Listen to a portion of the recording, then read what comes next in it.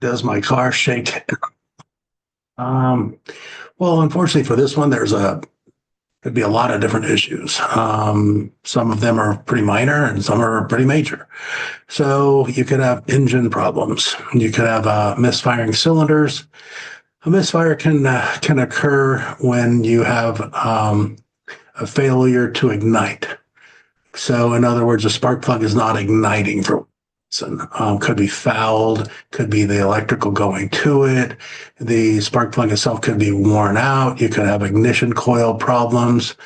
You could have not enough fuel being dumped into the system because you've got a dirty fuel injector, a clogged fuel injector. Fuel injector is supposed to fire a perfect circle mist.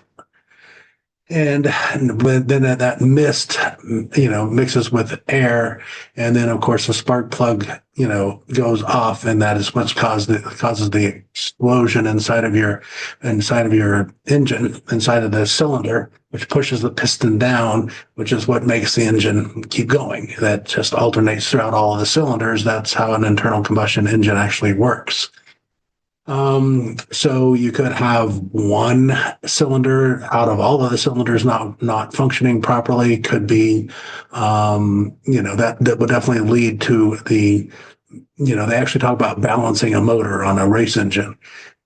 All engines are balanced to one level or another, but if you get one cylinder not working like the other ones are, it'll definitely cause a vibration at idle for sure, along with a vibration while you're driving down the road.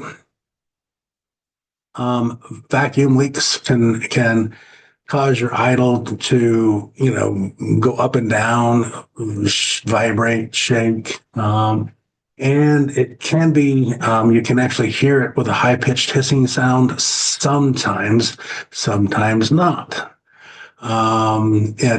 So it's an amazing thing how a vacuum leak, depending on where it's at, can cause all kinds of problems. But hard to find sometimes too. Very, very hard to find sometimes because there's so many different hidden components that are behind everything. So dirty or faulty components like your throttle body. A dirty throttle body can disrupt the airflow into the engine, affecting the stability because remember, it takes air and fuel and spark at the right time to make the engine move. So, and then you've got, of course, a mass airflow sensor. It can be, malfunctioning or dirty. It could be sending incorrect data to the engine, you've got an onboard computer, a bunch of them, but the engine control unit, which is just one of the computers, with all kinds of circuits going to it, all kinds of connections, all kinds of sensors that it is reading off of to find out what's going on. You could have an idle air control valve that's dirty or failing or bad. It may be struggling to regulate the idle speed.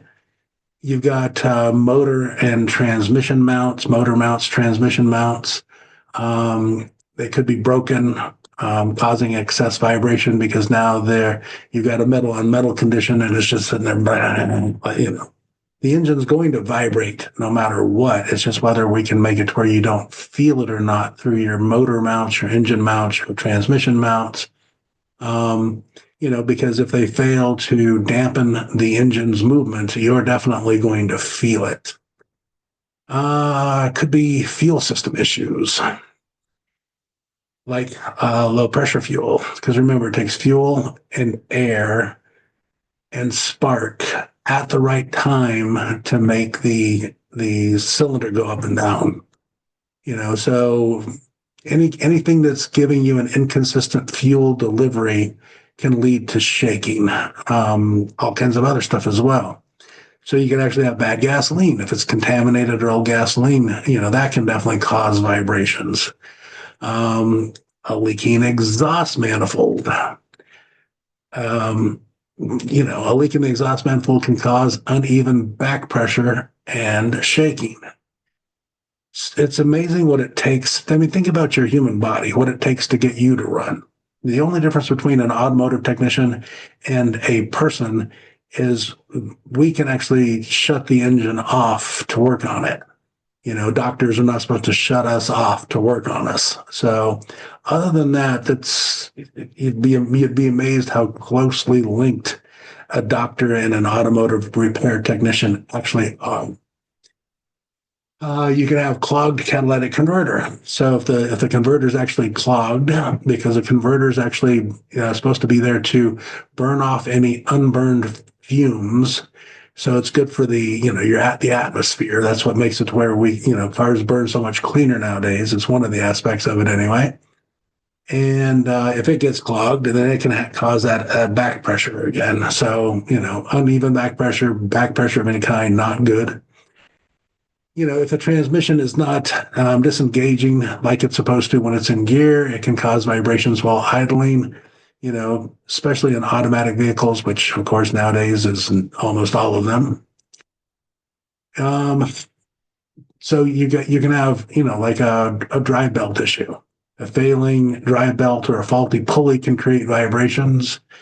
The air conditioner, the air conditioner compressor, your heater, which actually puts more load on the heater, because when you turn on your defrost, it's actually going to activate your air conditioning, which is going to help dry out the air, which makes it to where we can actually defrost the window.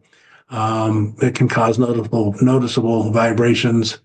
If there's a problem, you can, the tire wheel problems, it's not while you're idling, unless you're idling and moving forward. Could have an out around tire, could have all kinds of different things. So the main thing is actually bring it in, let your automotive repair, specialist, your shop that you built a fantastic relationship with, get it checked out, get it, instead of worrying about it, instead of asking, your phone, instead of, trying to figure it out yourself, do what you do and let the technicians, the mechanics, your front counter help at your automotive repair store take care of you, because it could be a minor issue, but it could be a bigger issue, and it could be minor, and it could then all of a sudden become major if you don't take care of it. This is a big deal if we look, it costs money to drive your car. I'm just going to keep saying it again and again and again. It costs money to drive your car. Don't be surprised that it costs money to drive your car.